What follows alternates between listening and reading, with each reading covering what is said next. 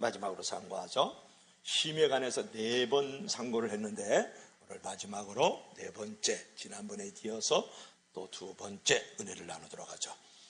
마태복음 11장 28절, 우리 예수님의 초청, 이 말씀은 다 우리가 암송해야 되겠죠. 우리 다 같이 한번 시작. 수고하고 무거운 짐진 자들아 다 내게로 오라. 내가 너희를 쉬게 하리라. 나는 마음이 온유하고 겸손하니 나의 멍에를 메고 내게 오라. 그리하면 너희 마음이 쉼을 얻으리라. 이는 내 멍에는 쉽고 내 짐은 가벼우리라 하시니라. 아멘. 기도합시다. 주 하나님, 오늘도 주의 말씀 안에 우리가 거할 때에 하나님의 음성을 듣게 하시고 하나님의 얼굴을 뵙는 귀한 시간이 되기를 원합니다. 예수님 이름으로 기도합나이다. 아멘. 사진 한번 볼래요? 이 사진의 이름을 모르는 사람 없죠? 자유의 여신상. 우리 다 같이 한번 시작. 내게로 오라. 아멘. 여러분, 자유의 여신상은 미국 독립 100주년을 기념해가지고 프랑스가 증정한 기념물이에요. 오른손에는 평화의 상징인 횃불을 들고 있고요, 왼손에는요 미국 독립 선언선을 지금 들고 있는 모습을 볼 수 있죠. 머리에 씌어진 이 왕관에 7개 첨단이 있는데 그것은 뭐냐면 세계 7대 바다로 자유가 퍼져나가는 것을 상징하는 거예요. 그뿐만이 아니고 이 조각상의 공식 명칭이 뭐냐면 세계를 밝히는 자유, 자유의 여신상보다도 원래 공식적 명칭은 세계를 밝히는 자유다, 그런 것이거든요. 그런데 이 자유의 여신상, 이 쥐투줄에는 어떤 글자가 여러분 써 있는 줄 알겠어요? 혹시 들어본 적은 있을까요?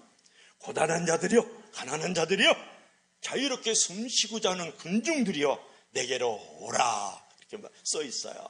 이 말 어디서 많이 들은 것 같지 않아요? 예수님께서 말씀하셨죠. 뭐라고요? 수고하고 무거운 짐진 자들아 다 내게로 오라. 내가 너희를 쉬게 하리라. 그렇게 말을 했단 말이에요. 그러면 자유의 여신상, 즉 세계를 밝히는 이 자유라는 이 조각물 밑에 있는 고단한 자들이여, 가난한 자들이여, 자유롭게 숨쉬고자 하는 군중들이여 내게로 오라. 그러면 자유의 여신상 앞에 가면 정말 쉼이 있을까요? 이 여신상 앞에 가면 안식이 있느냐고 물어보는 거예요. 그런데 우리 주 예수 그리스도께서 수고하고 무거운 짐진 자들아 다 내게로 오라. 내가 너희를 쉬게 하리라. 예수 그리스도 앞에 나아가면, 그분의 초청에 우리가 부름에 응답하면 거기에 쉼이 있고 거기에 안식이 있고 평안이 있고 기쁨이 있는 줄로 믿을 수 있기를 바랍니다. 그렇다면 우리가 예수 그리스도 앞에 나아갔을 때 어떻게 쉼과 안식을 누릴 수 있을까? 예수 그리스도 앞에 나갔을 때 우리가 어떻게 자유와 참된 평안과 해방을 누릴 수 있을까? 그 자세가 중요하지 않겠어요? 자, 첫 번째로 지난번에 이어서 다 같이 시작. 율법과 죄와 중독의 짐에서의 쉼. 우리가 예수 그리스도 앞에 나아가게 되면 율법의 짐, 죄의 짐, 그리고 중독의 짐에서 쉼을 얻는다는 거예요. 보세요. 율법의 짐을 지금 밀고 있죠. 죄의 짐을 지금 밀고 있죠. 중독의 짐에서 지금 힘겹게 지금 밀고 있는 모습을 볼 수가 있죠. 얼마나 지치고 힘들고 낙심되겠어요. 근데 예수 그리스도 앞에 탁 안겼죠. 안겼을 때 거기에 쉼이 있었고 힘이 있었다, 이제 그런 내용이거든요. 평안이 있고 자유가 있었다, 그런 내용입니다. 여러분 29절, 28절 한번 읽어볼까요? 우리 다 같이 시작. 수고하고 무거운 짐진 자들아 다 내게로 오라. 내가 너희를 쉬게 하리라. 여기서 뭐라 그랬어요? 수고하고 무거운 짐진 자. 그랬을 때 이 수고한다는 말을 갖다가 호피엔테스라는 말을 했어요. 그러니까 육체적으로 매우 지쳐있는 모습, 그리고 마음속에는 낙심과 절망의 어둠이 있는 모습을 갖다가 뭐라 그랬다고? 호피엔테스, 즉 수고하다, 이런 말을 했단 말이에요. 그리고 누군가에 의해서 이제 짐이 젖었단 말이에요. 그래서 수고하고 무거운 이제 마음과 몸을 누군가에 의해서 짐을 젖었는데, 당시에 이 바리새인들과 이 사두개인들이 그 이스라엘 백성들에게 무거운 짐을 져줬어요. 무슨 짐을 져줬을까요? 율법의 짐을 져줬다고요. 여러분, 율법의 짐이라 그러니까 율법의 짐? 뭔데 그게 이렇게 무거울까? 이렇게 생각하는 사람들이 많이 있는데, 그 당시에 이 바리새인과 사기견들이 그 이스라엘 백성들에게 또는 제자들에게 율법의 짐을 져줬는데 그 율법은 무엇일까가 중요해요. 자, 율법 한번 볼까요? 율법을 볼 것 같으면 율법 안에는 의식법이 있고 민법이 있고 도덕법이 있어요. 그러니까 의식법이라는 것은 뭐냐면 간단해요. 하나님을 경외하는 예식법이 있어요. 알겠죠? 민법이란 건 뭐예요? 오늘 우리나라에도 민법이 있습니다. 그 민법은 뭡니까? 뭐 도둑질하고 횡령하고 간음하고 살인하고 이런 법에 대해서 해결해 주는 민법이 있고, 그 다음에 도덕법이 있어요. 사람과 사람 사이의 도덕법을 이제 가지고 있어야만 건강한 삶이 있어야 돼. 건강한 삶이 만들어지잖아요. 그것을 지키도록 이스라엘 백성들에게 무거운 짐을 줘줬는데, 이것을 갖다가 613개로 나누었어요. 한번 볼까요? 613개의 계명으로 쭉 나누는데, 제가 1계명부터 613계명까지 다 읽었거든요. 인터넷에 떠 있어요. 읽어보니까 그것만 해도 한 10분 걸립니다. 613계명이라는 건 뭐냐면 모세 5경을 세분화한 거예요. 창세기, 출애굽기, 레위기, 민수기, 신명기, 창출, 레위민신 5개의 그 책 안에 나오는 모든 계명들을 다 한 랍비가 세분화해가지고 그 계명을 613개를 만드는 거예요. 그래서 하라라는 명령 248, 248개를 만들었어요. 하지 마라! 1년 365일 한 개씩 하지 마. 예를 들면 그런 식이죠. 365개를 만들었어요. 그래가지고 합쳐진 게 몇 개입니까? 613계명을 만들었다고요. 이거를 다 지켜야 되는. 1계명이 뭔지 아세요? 생육하고 번성하라, 창대하라. 생육하고 번성하고 창대하지 않으면 계명 어기는 거예요. 마지막 613계명은 뭔지 아세요? 율법을 써서 내 품에 간직하고 살아라. 여러분, 성경책 품에 안고 다녀야 된다는 거예요. 그 안에 또 무슨 내용들이 있는지 알아요? 양고기를 먹으면 뼈다귀 꺾지 말고 먹어야 돼. 남자는 절대 여자 옷 입으면 안 되고, 여자들은 또 남자같이 머리를 깎으면 안 돼. 뭐 이런 게 다 들어가 있다. 그러니 얼마나 그 율법적 간행이 그 이스라엘 백성들에게 제자들에게 무거웠을까요? 그러니까 예수께서 지금 하시는 말씀이 뭐냐 그러면 수고하고 무거운 짐진 자들아 다 내게로 오라. 이렇게 말씀 안 하는 거니까, 그런 율법적이고 종교적인 간행이 요구한 율법의 그 짐으로 말미암아서 너무 이 백성들이 수고하고 지쳐있다라는 거예요. 몸은 지쳐있고 피곤하고 마음은 낙심되고 절망과 어둠 가운데 있다. 이제 그런 부분이거든요. 그것만 있는 게 아니란 말이에요. 마귀로 말미암은 죄의 짐이 있잖아요. 그죠? 간음하지 말라, 살인하지 말라, 이런 거 우리가 어길 수 있잖아요. 나 외를 다루시는 섬기지 말라, 이런 거 어길 수 있죠. 거짓 증거하지 말라, 사랑하라, 이런 거 어길 수가 있지 않습니까? 그런 어떤 마귀로 말미암은 죄의 짐이 이제 이스라엘 백성들에게 있었단 말이에요. 그러니까 율법이 요구하는 간행의 짐 때문에 눌려있고, 마귀와 마귀로 말미암은 죄의 짐에 눌려있는 사람들을 향해서 예수께서 수고하고 무거운 짐진 자라 다 내게로 오라고 초청하고 있는 모습이 28절의 말씀입니다. 그런 말이에요.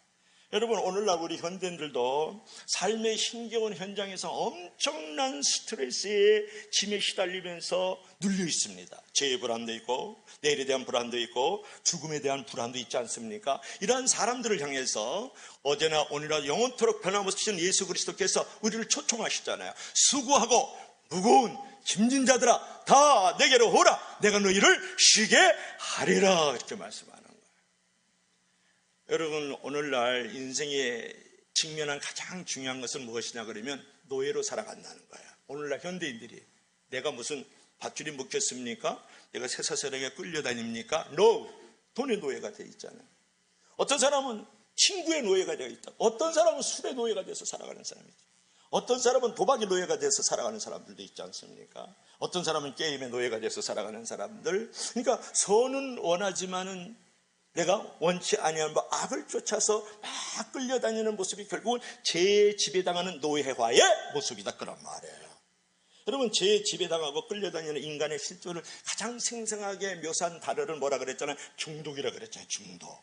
그러니까 육신에 속하여서 제 아래 팔려서 살아가는 사람을 갖다가 중독이라 그랬다고요. 술 중독, 또는 도박 중독, 마약 중독, 성공 중독, 친구 중독, 이런 중독들이 많이 해요. 게임 중독, 인터넷 중독, 핸드폰 중독, 엄청나죠. 이제 이런 중독들이 있거든요. 그래서 그런 중독들이 결국은 인간을 부참하게 무너뜨리고 마는 거예요. 그리고 어느 날 그래 이제 두 부부가 대화를 이렇게 나누는데, 여보, 담배가 말이지, 술이 말이지, 마약이 해롭다고 신문에 나와서. 그러니까 그 남편, 그래? 그럼 써붙여야지 뭐. 그러니까 아내가 하는 말, 담배, 술, 마약 끊는다는 거 써붙일까? 그랬더니 남편, 아니, 그 신문 안 본다고 써붙여. 신문 사절, 사자성어로 여러분, 그게 중독자예요. 해로운 줄 알고, 나쁜 줄 알고, 내 인생 끝나게 하는 줄 알고, 내가 속한 공동체 무너뜨리는 거 알면서 끊지 못하는 게 그게 중독이거든요. 오늘날 여러분, 잘 나가는 탤런트들 보세요. 잘 나가는 배우들 보세요. 잘 나가는 코미디언들 보면 원정 도박을 해요. 원정 도박에서 원정 마약갑니다. 우리 한국에요, 8명 중에 1명이 지금 중독자라는 거 아세요? 특별히 4가지 중에 한 가지는 뭐냐면 도박이라든지 마약이라든지 인터넷이라든지 알코올. 이 4가지 중에 1개를 가지고 있는 사람들이 8명 중에 1명이라는, 우리나라가요 지금 중독 사유로 지금 빠져들어가고 있습니다.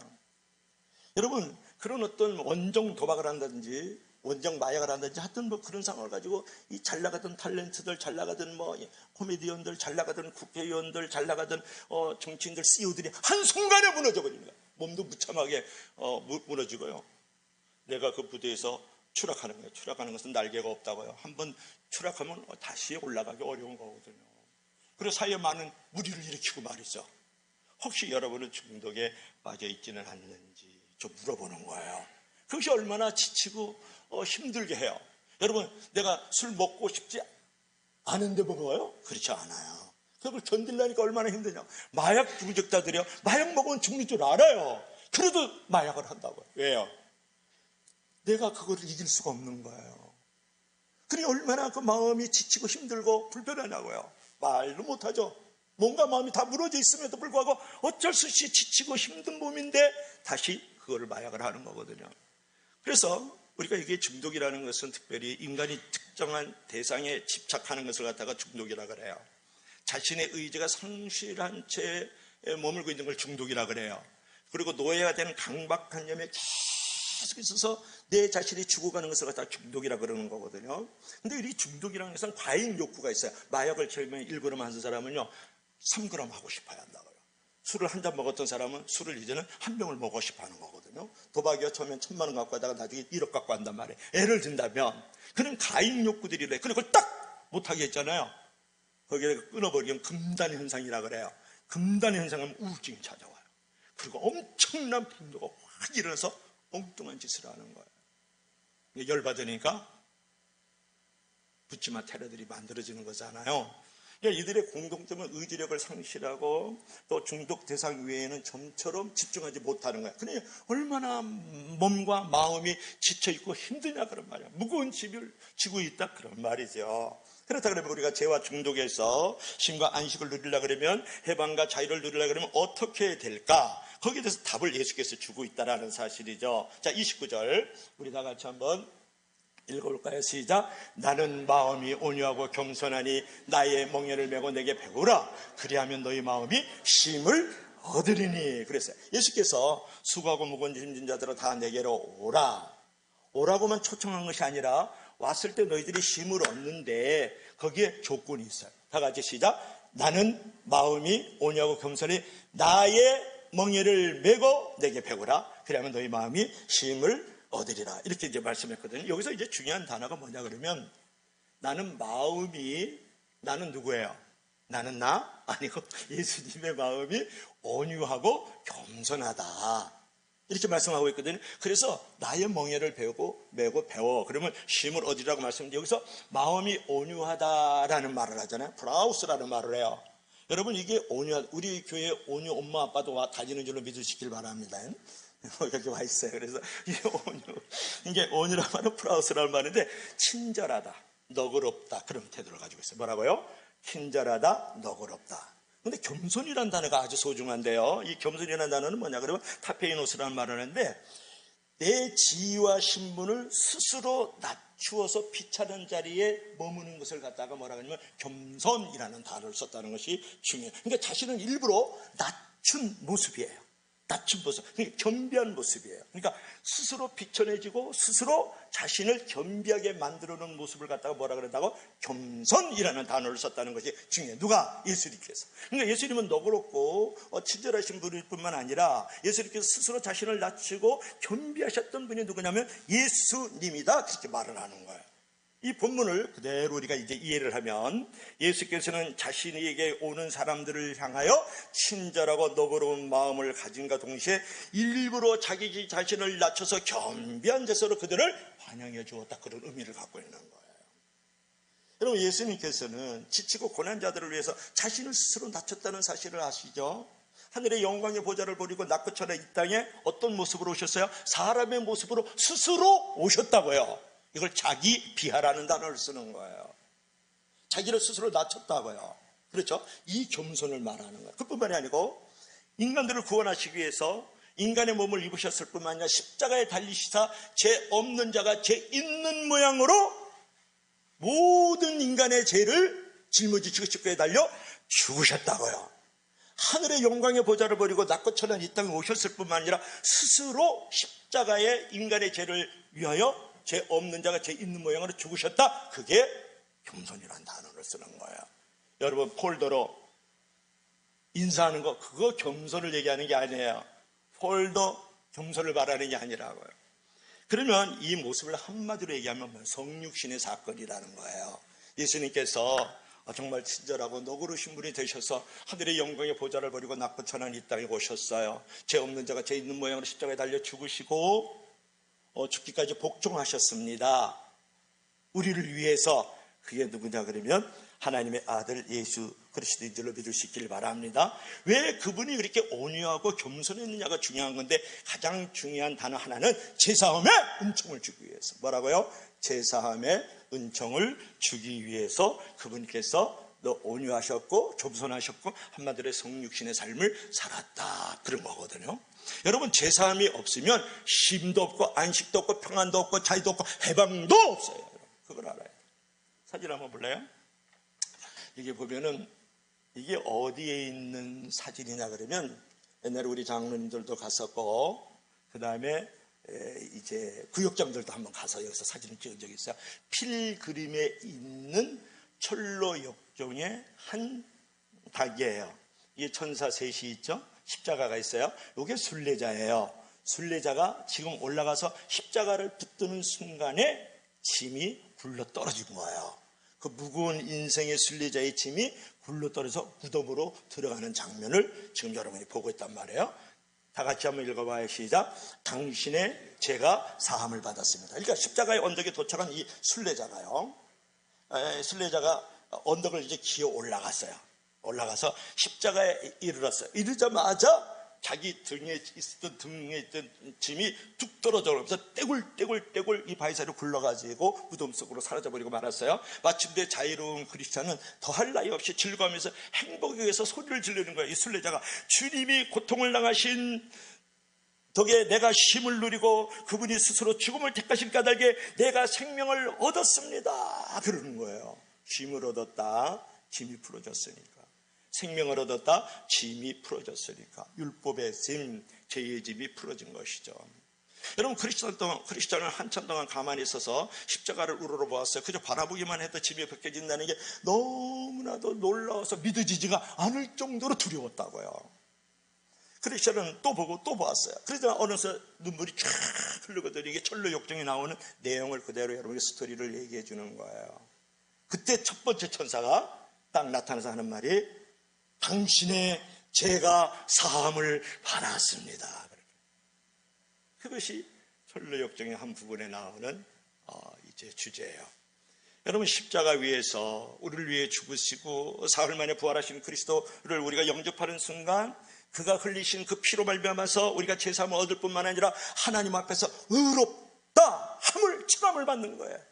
너는 하나님과 사람 앞에 하나도 죄가 없다라는 법정적 선포가 이루어지는 거예요. 그럴 때 자유로운 거예요. 그럴 때 쉼을 얻는 거라고요. 그럴 때 내가 해방을 맞이하고, 그럴 때 내가 평안한 줄로 믿을 수 있기를 바랍니다. 보이는 짐이 아니라고요. 보이지 않는 짐을 벗지 않는 한 보이는 짐은 계속 짐이고 보이지 않는 짐도 짐이다, 그런 말이에요. 우리가요, 예수 그리스도께 나아가서 죄를 회개할 때 그의 보배로운 피로써 우리의 모든 모든 죄를 깨끗이 씻어주시거든요. 자, 로마서 8장 1절부터 2절 한번 읽어볼까요? 우리 다 같이 시작. 그러므로 이제 그리스도 예수 안에 있는 자에게는 결코 정죄함이 없나니 이는 그리스도 예수 안에 있는 생명의 성령의 법이 죄와 사망의 법에서 너를 해방하시다. 길죠. 예수 그리스도 안에서 결코 정죄함이 없다라는 거예요. 그리고 예수 그리스도 안에서는 죄와 사망에서 벗어난다는 거예요. 예수 안에 있는 나에게 결코 정죄함 없네. 생명의 성령의 법이 해방하였네. 어렸을 때 우리 어린아이들 가르치면서 많이 불렀던 내용 중에 하나예요. 그러니까 그리스도 예수 안에 있으면 뭐가 없다고요? 결코 정죄함이 없다라는 거예요. 그리고 그리스도 예수 안에 있으면 모든 죄와 사망에서 내가 해방된다, 그런 의미를 갖고 있는 거거든요. 여러분 어떠세요? 여러분도 그런 확신을 가지고 있는지, 그런 어떤 체험들을 갖고 있는지 여러분에게 물어보는 거예요. 그러니까 그리스도 예수 안에 있을 때 우리는 하나님의 법정에서 무죄 판결을 받는다, 그런 말이 있거든요. 우리가 할 일은 뭐냐면 제사함을 받은 사실을 믿음으로 받아들이는 거예요. 그 정도 명예는 가져야지, 그 정도 믿음은 가져야 된다는, 그럴 때 우리가 뭐라고요? 쉼과 안식을 누릴 수 있는 존재가 된다고 지금 예수께서 지금 말씀하시는 거거든요. 그래야 할 때 우리 마음에 안식과 쉼을 누리면서 살아갈 뿐만 아니라 현재적인 쉼, 장차 하나님께서 예비하신 영원한 집에 들어가서 영원한 쉼을 쉬는 미래적 쉼도 함께 누릴 수가 있다, 이제 그런 부분이에요. 여러분, 인간은요 모두 죄를 범하고요 그걸과 죄의 종으로 이제 살게 되는 거예요. 인간의 무의식을 지배하는 가장 무서운 공포는 뭐냐면 죄의식과 죄책감이거든요. 여러분, 알게 모르게 그런 내가 지은 죄의식과 그런 어떤 죄책감으로 말미암아서 우리 안에 진짜 몸과 마음이 쉼이 없거든요. 영혼의 쉼이 없단 말이에요. 여러분이 잘 아는 내용 가운데 하나가 뭐냐 그러면 한번 봅시다. 이제 죄와 벌이에요. 그죠? 고전 문학은 제목은 잘 알죠. 내용은 잘 몰라요. 그죠? 오늘 현대인들이 다 그래요. 죄와 벌 모르는 사람 어디 도스토옙의 죄와 벌, 그건 알지. 그러나 그 안에 있는 내용은 뭔지 모르겠어요. 그것이 오늘날의 병폐죠. 제목 알면 다 안다고 생각하는 거거든요. 그렇지 않죠. 여러분, 죄와 벌의 주인공이 누구냐면 라스콜린이거든요. 근데 이제 라스콜리니코프가 가지고 있는 그 생각이 하나 있었는데, 그건 뭐냐 그러면 합리론자예요. 그리고 이 라스콜리니코프가 갖고 있는 그 생각이 하나가 뭐냐면 합리론뿐만 아니라 무신론자예요. 그러니까 그는 인류 사이에 백해무익한 이 전당포의 도판을 말이지, 저 도판은 차라리 존재하지 않는 게 낫다, 이런 생각을 하고 그냥 모두를 위해서, 유익하기 위해서 내가 저를 죽여버려야 되겠다, 그렇게 한 거야. 묻지마 테러가 된 것이, 묻지마 살인이 됐죠.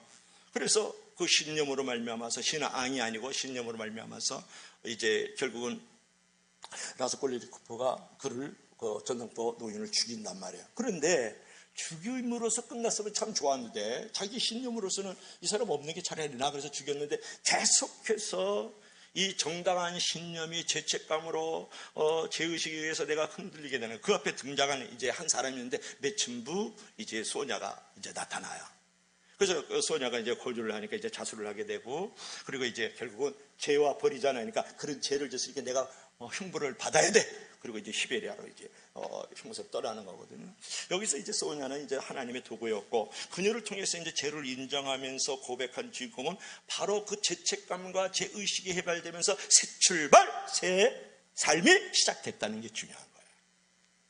잘 나가는 사람이지만 사람을 죽이고, 그걸로 말미암아서 몸과 마음이 지쳐 있을 때 그 문제를 스스로 이제 내가 스스로 벌을 달게 받으면서 그 문제를 해결해 나갔을 때 마음에 힘이 있었다, 이제 그런 거거든요. 여러분, 그런 거예요. 우리가 수고하고 무거운 짐진 자들아 다 내게로 오라, 내가 너희를 쉬게 하리라. 나는 마음이 오냐고 겸손하니 나의 멍에를 베고 배우라 그랬단 말이에요. 그죠? 그러니까 예수 그리스도께서 초청하셨을 때에 그 예수님께서 원하시는 그 멍에를 짊어지면 힘을 얻게 된다, 그런 말이에요. 적어도 믿음의 멍에는 가지고 있어야 되잖아요. 그죠? 믿게 되면 현재적인 힘을 갖게 되고, 그 다음에 미래적인 힘까지 얻을 수 있다, 이제 그런 거죠. 자, 두 번째로 우리 다 같이 시작. 멍에를 매는 심. 큰 목소리로 시작. 멍에를 매는 심. 자, 멍에를 보세요. 멍에는 무거운 틀 하나로 되어 있습니다. 그리고 여기가 이렇게 구멍이 있어요. 그래서 이제 머리를 여기다 집어넣는 거예요. 머리를 집어넣는 거. 멍에 머리. 자, 보세요. 예수님이시죠, 예수님. 예수님 아니에요? 그림이 예수님이다. 근데 아멘 그러면 될 건데 그것도 또 안 한다. 이제 피곤하니까 그런 거지. 이게 예수님이고 이거는 아이죠. 이제 멍에를 같이 줬죠. 예수님도 우리 한 어린아이, 그죠? 그러면서 이 수레를 끌고 있는 짐을 이제 이렇게 끌어주고 있는 이제 그런 모습을 여러분들이 이제 보고 있어요. 그래서 멍에를 매는 쉼. 여러분 한번 생각해 보세요. 지난주에도 잠깐 지나갔는데 멍에를 맸다. 멍에를 매면 일단 좀 괴롭지 않을까요? 무겁지 않을까요?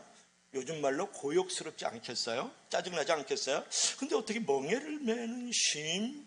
이게 역설적 진리라는 거예요. 이걸 갖다 모순된 진리라는 말을 하거든요. 현대인들이 너무 바쁘게 살아요. 아이들을 학교 공부하면서 학원에 다니라고 바쁘고 2개, 3개짜리 청년들은 그냥 진학 준비에 바쁘고 청년들은 직장 잡고 아파트 하나 사야 되니까 주식 투자해야지 또 직장 잡기 바쁘고 어른들은 일하라고 바쁘고 자녀는 그냥 키우라고 바쁘고 엄마 아빠들은 그래서 바쁘다는 말이 일상이거든요. 그래서 아빠 바빠 나빠 이런 말이 있잖아요. 아빠가 바쁘면 나쁜 아빠 된다는 거야. 우리 다니엘 버러자 할아버지 나 바쁘거든. 나 열받아. 이렇게 손 뒤를 꼬면서 인생에 뒤꼴리는 거예요. 이게 그냥 뒤틀려가지고서 막 나 바쁘단 말이야. 나 열받아. 이러거든요. 얘들이 열받아요. 우리 손자도요. 학원을 2개나 다니거든요. 미술학원 일주일에 한 번. 나머지 아소비 월요일부터 금요일까지 다닙니다. 이러니 그러고 와서 또 집에 와서 또 숙제해야 돼. 안 하면 밀려. 1학년도 1학기에서부터. 이런 구조 속에 너무 바빠요. 우리 한국인들이 진짜 바쁜데요. 옆으로 조금 가볼까요? 베트남에 한번 여행 갔어요. 제가 베트남 갔더니 그때 송교를 갔는지 모르는데 그때 가이드가 하는 말 들어보세요. 중국 사람들이 빨간 옷 입고 이렇게 그 가이드 쫓아가면 그 중국 사람입니다. 그래. 중국 사람들 우르르 떼져서 막 이렇게 빨간 옷 입고. 일본 사람들은 어떤 줄 아세요? 그래. 일본 사람들은 다 가이드 뒤에 딱 줄 서가지고 딱딱딱딱딱 이렇게 맞춰가지고 이렇게 쫓아다니는 건 일본 사람이래요. 그럼 한국 사람은 어떻게 해요? 그랬더니 한국 사람은 어떻게 하는지 아세요? 한국 사람은 가이드보다 앞에 가는 사람은 다 한국 사람들이에요. 그렇게 바쁘고 속도 내는 사람이 한국 사람들 얼마나 웃어든지 몰라. 하여튼 일본 놈들은 어디 가더라도 자기 질서는 잘 지켜요. 인간성이 좋아야지. 아니 얼다가 온전 오염수 그걸 다 바다에다가 500톤씩 30년을 갖다 붓냐고. 이게 나쁜 놈들이야. 이건 잘라야 돼. 또 국내적으로 나가면 아주. 근데 이제 그러니까 바쁘단 말이야. 바쁘다는 얘기는 몸과 마음이 얼마나 피곤할까 그런 말이에요. 여러분 우리는 예수 그리스도의 멍에를 메고 그를 배울 때 마음의 쉼을 얻을 수 있다. 이라는 이 역설적 진리를 꼭 알아야 돼요. 멍에를 맺지만 쉼을 얻을 수 있다. 한편 예수님과 함께 멍에를 맨다는 것은 뭘 말하냐면 예수님과 함께 이 어린아이 친구가 지금 멍에를 메고 있는데 이 모습은 뭐냐 그러면 예수님의 가르침, 예수님의 교훈, 예수님의 복음을 내가 따르는 것을 갖다가 예수님과 함께 멍에를 냈다 이렇게 말을 하는 거예요. 그런데 보면은 그 중도에서는 서로 멍에를 메고 밭을 갈 때에는 아주 매우 흥미로운 장면을 보는데 멍에는 어미소 목에다가 이제 멍에를 걸고 새끼소는 그 멍에 속에 목만 집어넣는 거예요. 이렇게 목만 이렇게 이제 집어넣는 거거든요. 어미소는 혼자서 멍에를 했기 때문에 힘들게 끌고 갈 수밖에 없잖아요. 근데 새끼소는 멍에 목만 집어넣었으니까 쉽게 그냥 따라가는 거고 방향만 같이 가면 된단 말이에요. 근데 새끼소는 이렇게 생각하죠. 멍에가 이렇게 무거운데 어미소는 되게 힘드나? 왜 이렇게 땀을 흘리지? 이렇게 생각을 한단 말이에요. 또 지나가는 사람들은 아니 어미소하고 새끼소하고 똑같이 저렇게 무거운 멍에를 쥐고 짊어가네? 참 안 됐네 이렇게 생각을 하거든요. 그런데 사실은 어미소 혼자 멍에를 메고 새끼소는 그냥 따라가기만 하면 되는 거예요. 여기서 중요한 게 하나의 메시지가 있어요. 뭐냐 그러면 어미소가 또 새끼소가 이렇게 멍에를 이렇게 같이 있잖아요. 예수님과 어린아이 보면 딱 좋겠어요. 옆에 있는 소도 이렇게 보면 좋겠는데 중요한 것은 이 어미소가 힘이 세기 때문에 모든 짐과 수레를 끌고 간단 말이에요. 새끼소는 목만 집어넣고 있으면 되는 거예요. 그리고 따라가면 되는 거고 방향을 예수님과 함께 하면 되는 거예요. 요게 중요한 거예요. 뭐라고요? 예수님을 따라가면 되는 거고 예수님과 함께 하면 되는 거예요. 그건 뭘 말이냐? 예수님의 교훈과 가르침, 예수님의 복음을 믿고 순종하면 나의 모든 짐, 인생의 짐, 죄의 짐, 율법의 짐, 그런 것들을 다 예수님께서 어려운 짐들을 담당해 주는 줄로 믿으시기를 바랍니다. 여러분, 나의 멍에를 배우고 배우래서 다음에 한번 읽어봐요. 시작. 나는 마음이 온유하고 겸손하니 나의 멍에를 배우고 내게 배우라 그랬잖아요. 적어도 여러분들이 예수님의 멍에를 배우고 배워야 된다고요.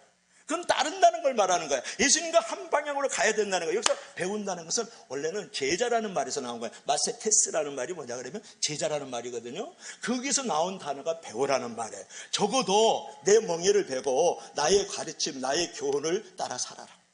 예수님처럼 살아. 제자처럼 살으라고. 그러면 네가 안식과 평안과 쉼을 얻게 된다. 그리스도를 따라 그리스도의 제자가 되어져 그리스도의 삶을 살아. 그러면 너의 마음의 쉼과 안식과 평안을 누리게 될 거야. 이렇게 말합니다. 그럴 때 30절에 이는 내 멍에는 쉽고 내 짐은 가벼운지라 그렇게 말씀을 했다고. 30절 한번 읽어볼래요? 다 같이 시작. 이는 내 멍에는 쉽고 내 짐은 가벼운지라. 여러분, 예수님의 가르침, 예수님의 교훈, 예수님의 복음으로 말미암아서 예수님을 따를 때, 예수님의 삶과 인격을 살아갈 때 예수님처럼 내가 그분을 따라서 그분의 방향으로 가게 되면 쉽고 가벼운 인생이 된다는 거예요. 이게 중요하다고요. 그럼 아직도 쉽고 교훈과 가르침, 복음 쉽고 가벼운 인생이 되지 않겠는데요. 그렇게 얘기를 하거든요. 자, 봅시다. 여러분, 주일날 와서 지금 멍에를 메고 있잖아요. 1시간 예배 드리죠. 이거 멍에잖아요. 이 1시간이 여러분의 한 주일을 살아가는 큰 힘과 능력과 권세를 지금 부여받다고 생각하지 않았어요. 그러니까 그 멍에라는 건 너무 쉽고 가벼운 거죠. 그러면서 쉽고 가벼운 인생을 살아가도록 만들어주는 거라고요. 다시 한번 얘기할게요. 내 원수를 사랑하라 그랬어요. 자, 예수님께서 교훈 가르침 복음을 주셨어요. 원수를 사랑하라. 한번 묻습니다. 원수를 사랑하는 게 쉽고 가벼워요. 인생이. 원수를 미워하는 게 이는 이른 눈은 눈으로 살아가는 게 쉽고 가벼워요. 여러분들은 내가 참 설교하기가 너무 어려워. 대한민국에서 가장 쉽게 설교를 해주는 목사 중에 한 사람이 제가 들을 것도 많고 체험적 은혜를 나누는 설교자라고 난 생각을 해요. 살아생전 제가 처음 얘기하는 거예요. 지금 이 시간에. 원수를 사랑하는 게 쉬워요? 가벼워요? 원수를 미워하는 게 쉽고 가벼워요? 물어보잖아요. 여러분, 내가 원수를 미워하자. 나 죽는 거예요. 2번 죽어요. 원수 죽어요. 내가 사는 그 동네가 죽는다고요. 원수를 사랑하잖아? 그럼 사랑하라 그랬잖아요. 예수님이 교훈 가르친 복음이잖아. 내가 살고 너도 살고 내가 사는 동네가 살잖아요. 여러분, 약간의 예수님의 멍에 그 가르침과 교훈과 그 복음이랑 너무 쉽고 가벼운 거라 그런 말이에요. 그럴 때 힘이 있고 안식이 있잖아요. 그럼 원수를 미워서 내 눈을 뺐지. 그럼 나도 눈을 빼야 된다고. 너 내 이빨 부러뜨려. 내 이빨 부러뜨려. 그러면 너도 피곤하고 나도 피곤한 거예요. 그렇지 않아요? 근데 너를 원수를 사랑해줘. 이빨 금이빨 만들어줘. 아예 그냥 내 눈탱이 하나 더 빼서 너 눈 하나 넣어줘. 그런 사람이 쉽고 가볍게 살 뿐만 아니라 참심과 평안이 있는 거예요. 내 이웃을 향하여 겉옷을 가라면 속옷을 주라. 우리를 가라면 심지를 가라. 내가 이와 같이 발을 닦아줬으니 너도 발을 닦아주어라. 여러분, 그건 멍해잖아요. 그건 쉬운 일 아닙니다. 근데 그것을 하고 나면 겉옷 달랄 때 속옷을 내어줘버리고 왼밤 되면 오른밤까지 돌려줘버리고 말이죠. 발을 닦아줘요. 발을 닦아. 그럴 때 내게 찾아오는 그 쉼, 안식, 여러분 알겠어요? 해보지 않으면 모르는 거예요. 그러니까 예수님의 멍에는 쉽고 가볍다 그런 말이에요. 그래서 그것을 찾아오는 이 쉼과 안식, 그 평안은 세상이 줄 수도 없고 세상이 빼앗을 수도 없는 평안이다 그런 말인 거예요. 여러분, 이런 초청이 여러분 응해야 되지 않겠어요? 믿으시면 다 같이 아멘 하시기 바랍니다. 쉬지 말고 기도하라. 멍입니다. 어떻게 쉬지 않고 기도합니까? 새벽에 나고 어떻게 밤중에 나고. 여러분, 기도했을 때 뭐가 풀어지는 거예요? 기도하는 정도의 멍에를 지명, 그런 가르침, 그런 교훈, 그런 복음을 믿음으로 받아들이면 여러분의 인생의 무거운 짐들이 기도를 통해서 풀어지잖아요. 힘센 예수님께서 그 짐을 짊어가 주시잖아요. 나는 어린 연약한 소이잖아. 소와 같은 존재잖아요. 나는 어린아이 같지만 우리 예수님은 아주 장성하고 힘 있는 분이니까 기도하라 그러면 그 멍에는 멍이지만 기도할 때 내 짐이 다 풀어주는 거예요. 사랑하라 그럴 때 사랑해버리면 모든 짐이 풀어져요. 말씀 안에 거하라 그러면 그 말씀을 내가 큐티를 해야 되고 시간을 내야 되고 성경을 읽게 되면 좀 피곤하지만 그 말씀 안에 거할 때 거기서 자유함이 있고 힘이 있고 평안이 있고 삶의 믿음이 생기고 지혜가 일어나잖아요. 그래서 내 멍에를 배워 내게 배우라 그리하면 힘을 얻으리라고 말씀해 주시는 거예요.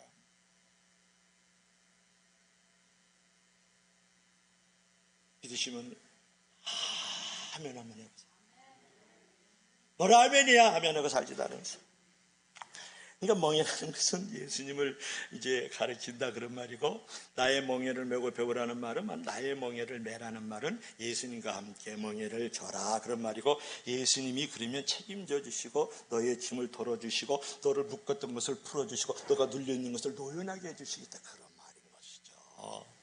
여러분, 예수님과 함께 멍에를 지고 진다는 것은 왜 짐이 가볍고 힘나라고 내가 좀 길게 장황하게 얘기를 했는데, 큰 능력을 가진 예수님과 연약한 우리가 함께 멍에를 지며 힘이 세신 예수님께서 우리의 멍에를 다 짊어주시기 때문에 우리가 쉽고 가볍다라는 거예요.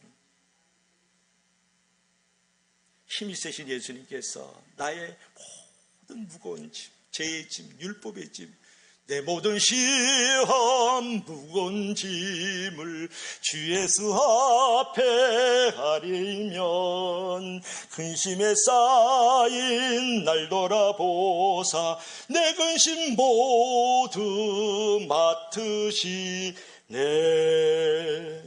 내 짐이 점점 무거워질 때 주 예수 앞에 아뢰이면 주께서 친히 날 구해 주사 내 대신 짐을 져주시네. 할렐루야. 이 말씀, 이 찬양 너무 은혜스럽지 않아요? 목사가 노래를 잘했나? 여러분, 믿을 수 있기를 바랍니다. 그래서 이거를 내가 어떻게 한 단어로 축약을 할까 그랬을 때, 나는 온유하고 겸손해 나의 멍에 불고 내게 배우라 그러면 힘을 얻으라. 내 멍에는 쉽고 가벼움이라고 말씀을 했을 때, 이걸 한마디로 설교를 요약을 하면 어떻게 될까 그랬을 때, 여러분 잘 들으세요. 예수 그리스도의 구속적 근거에 의해서 믿음으로 말미암아 구원을 얻고 믿음으로 말미암아 은혜를 얻는 선물을 주시는 것이다. 그렇게 요약을 해도 정확하게 맞는 말씀인 것이죠. 그러므로 여러분, 이제 멍에를 치게 될 때 나는 믿음으로 말미암아 구원을 얻을 수 있고, 그 구원을 얻었다는 그것 때문에 샬롬, 어떤 환난 풍파 시험에서도 내 마음에 평강이 오고, 그 평강 속에서 어떤 시험과 환난과 풍파 속에서 이길 수 있는 능력과 권세가 거기서 나온다는 거야. 오늘 사람들을 보면 역사상 이제 유리를 찾아볼 수 없을 만큼 풍요로운 생활을 누리면서도 마음에 만족이 없고 평안이 정말 없거든요. 그렇잖아요. 가질수록 더 많이 갖기 위해서 안간힘을 씁니다. 사람들은 소유가 많으면 행복할 줄 아는데 존재가 행복을 만들어가는 거예요. 여러분이 돈이 많으니까 행복합니까? 여러분 32평에서 50평짜리 복식집으로 아파트를 이사 가니까 행복합니까? 내가 자가용 승합차 타고 다니다가 이제 내가 이제 에코스 타고 다니니까 행복합니까? 그런 거 아니에요. 옛날에는 내 카드가 말이죠, 마이너스인데 지금 플러스가 돼서 넘치도록 아무래도 뽑아볼 수 있는 거 1억 10억 있다 그래서 행복합니까? 아닌 거예요. 소유가 절대 행복하지 않아요. 내 남편 너무 늙었어요. 그래서 이제 젊은 남자 하나 옆에 이렇게 소유하면 행복합니까? 아니라니까. 안 해봐서 그래. 살아보면 힘들어. 뭐가 행복해요? 존재가 행복한 거예요. 존재가. 그러니까 내가 제3의 존재를 받아서 하나님의 자녀가 됐고 천국의 시민권을 얻었고 말이죠. 언제든지 나를 받아들이고 용서해 줄 수 있는 하나님이 계실 때 그 존재가 그 편찮은 그 존재가 나를 자유케 만들고 힘을 주고 평안을 주고 영원한 기쁨을 주고, 구원을 주는 줄 믿을 수 있기를 바랍니다. 한 가지 예화하고 마칩시다. 그래도 여러분이 잘 아는 예화지만 꼭 다시 한번 기억할 필요가 있어요. 누가복음 15장에는 예화가 3가지가 나오는데 그거 하나가 탕자 비유잖아. 잘 알죠. 살아있는 아버지 유산을 달라 그래. 유산을 달라는 데에는 아버지 빨리 죽으세요라는 건 똑같은 거예요. 아주 부려막심한 놈이죠. 유산을 가지고 타국에서 허랑방탕 주지 육림 속에서 다 까먹어요. 그래서 이제 돼지가 먹는 그 먹잇감, 이제 쥐엄니를 먹으면서 이 녀석이 바닥을 치면서 한탄하잖아요. 내 아버지 집에는 양식이 풍족한 품꾼이 얼마나 많은고 내가 여기서 굶으러 죽는구나. 이제 일어나서 아버지께로 돌아가자. 여기에 죽이자. 아버지께로 돌아가자. 아직도 거리가 먼데, 상가가 먼데 이렇게 나오죠. 아버지가 측은히 여기서 막 달려오면서 나는 이 장면이 너무 생각할수록 좋아요. 어떻게 그 멀리 그 점으로 보이는 그 녀석이 아들인 줄 알까요? 그 마음에 그 생각을 하고 있는 거예요. 목자니까, 아버지니까. 그래 달려가서 착 끌어안고서 키스를 쫙 해. 측은히 입을 맞췄다. 키스미키 다 품에 안아요. 그러니 들어가면서 이 녀석 이제 들어가니까 이 녀석이 하는 말씀, 하늘과 아버지께 내가 죄를 졌어요. 아들 자격 없습니다. 그러는 거예요. 그러니까 그 아버지가 하는 말을 들어보세요. 내 아들은 말이야 죽었다가 다시 살아났어. 내 아들을 잃어버렸다가 다시 찾았다. 다 이 내 아들에게 옷을 입히고 반지를 끼워주고 신발을 신겨주라 그러는 거야. 그러면서 애꿎은 송아지 눈을 껌뻑껌뻑하고 있는 송아지 눈물을 흘리고 있는데 그걸 그냥 살찐 송아지 잡아가지고 잔지를 가지고서 막 그냥 댄싱을 하고 지금 막 춤을 추고 막 그러고 있는 거예요. 여러분 여기서 아버지께서 그 아들을 조건 없이 입을 딱 맞춰줬다. 이게 무조건적인 용서와 사랑을 말하는 거야. 입을 맞춰주었다라는 건 반지를 끼워줬다. 그리고 옷을 입혀줬다는 그대로 신분을 회복시켜주는 거야. 아들로서의 신분을 회복시켜주는 거야. 그리고 신발을 신겨주었다. 너 괜찮아. 이제부터 출발해. 새 출발을 얘기하는 거야. 제가 왜 이 얘기를 여러분에게 지금 말씀을 해주냐 그러면 지금 우리 모두가 다 이 피로 사회에 우리가 살고 있는데 우리가 다 성공을 쫓아가면서 살아가고 있는 거란 말이에요. 다 돈을 쫓아서 살아가고 있다고요. 다 건강을 쫓아서 살아가고 있다고요. 그리고 내가 원하는 어떤 자기 만족을 위한 어떤 습관이나 어떤 방편들을 가지고 다 살아가고 있거든요. 살아가고 있어요. 그리고 무엇보다도 가장 중요한 것은 이런 내 몰리는 삶, 내 던져지는 삶, 이렇게 쫓기고 쫓아가는 삶에서 마음과 몸도 피곤하지만 더 중요한 것은 뭐냐? 나의 행복이 남의 손에 있다는 데 문제가 있는 거예요. 이게 무슨 말이냐고 중요해요. 나의 행복은 내 안에 있어야 되는데 나의 행복이 남에게 손에 있단 말이에요. 그게 무슨 말이에요? 남의 기준대로 내가 살아야 내가 행복한 존재라는 그런 가치관을 가지고 있다. 내가 남만큼 아파트를 가지고 있고 남만큼 지식을 가지고 남만큼 돈을 벌어야 되고 남만큼 건강해야 되고 남만큼 멋진 지위에 올라가 있어. 그러니까 남이 인정해주고 남이 존경해주고 남이 박수를 쳐주는 기준에 의해서 내가 행복하느냐 불행하느냐의 기준을 가지고 있다는 거야. 이래서 피로사회라는 말을 하는 거야. 인간들이 다 피곤한 거예요. 다 피곤해. 아프리카 살던 우리 한국에 살던 간에 나의 행복이 나의 진정한 성공이 내 안에 있지 않고 남에게 있는 거예요. 남에게 맞춰져서 행복도 오고 성공이 있다고 생각하기 때문에 그래서 내 몰리게 되고 내 던져지게 되고 쫓기고 쫓겨가는 삶을 살아가는 거예요. 그래서 인간이 불행해서 몸도 피곤하고 마음도 피곤한 거예요. 여러분의 행복은 지금 어디 있느냐고 물어보는 거예요. 남의 기준에 의해서 내가 행복과 성공이 만들어지고 있기 때문에 피로사에 피곤한 지쳐있는 몸으로 살아간다 그런 말이에요. 그러면 여기서 자유케 되려면 어떻게 돼야 돼요? 여기서 힘을 얻으려면 어떻게 돼요? 그럴 때 탕자를 생각해야 된다는 거예요. 탕자가 어떻게 힘을 얻었어요? 탕자가 어떻게 안식을 얻었냐는 거예요. 탕자가 어떻게 자유케 되었으면 어떻게 평안했어요? 아버지께로 돌아가니까 아버지가 무조건적인 사랑과 용서로 그걸 입맞춰 주잖아요. 아버지가 반지 껴주고 옷을 입혀 그대로 아들의 신분으로 인정해 주는 거예요. 어제는 오늘 변혁이 없는 거예요. 그리고 신발식에서 새롭게 출발해 이렇게 만들어줬다고요. 여러분 이미 여러분들께서는 남의 기준에 의해서 내가 흔들리는 행복과 불행을 가져서는 안 된다는 거예요.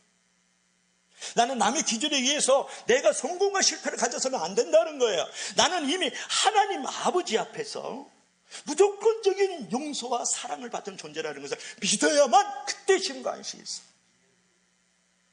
그리고 나는 언제든지 어떤 상황이든지 하나님 아버지의 아들이요 천국의 시민권을 가진 자라는 것을 분명히 내가 그 자격을 인정하고 받아들일 때 힘과 안식이 있어요. 거기에 자유와 평안이 있다. 안 그러면 죽을 때까지 쫓기고 쫓아가야 되고 내몰리고 던져진 삶을 살아가는 거예요. 그리고 나는 언제든지 하나님 앞에 나오면 새롭게 인생을 출발할 수 있어. 그분은 나의 삶의 장을 만들어주시는 분이야 라고 여러분 믿어질 때 그때 자유가 있어. 그때 평안한 거야. 여러분 오늘 예수께서 결론을 맺을게요. 수고하고 무거운 짐진 자들아 다 내게로 와. 나는 마음이 오냐고 겸손하니 나의 멍에를 메고 배우라. 그리고 쉼을 얻으라. 나의 멍에는 쉽고 가벼우니라 그랬다. 여러분 정말 쉽고 가벼운 인생을 살아가고 싶습니까? 그리고 정말 쉼과 안식을 정말 누리고 싶냐고 물어보는 거예요. 그러면 수고하고 무거운 짐을 지고 예수님의 멍에를 메고 누구에게? 예수님께로 나아가세요. 그렇게 사세요. 그러면 거기에 쉽고 가벼운 인생으로 깃털같이 살아갈 수가 있다. 오늘 결론 다 같이 시작. 예수님 안에서 율법과 죄와 짐이 풀릴 때 쉼이 있다. 시작. 수고하고 무거운 짐을 지라 내게로 오라. 내가 너희를 쉬게 하리라. 짐이 풀려졌어요. 십자가 앞에서. 주님 감사합니다. 기도합시다.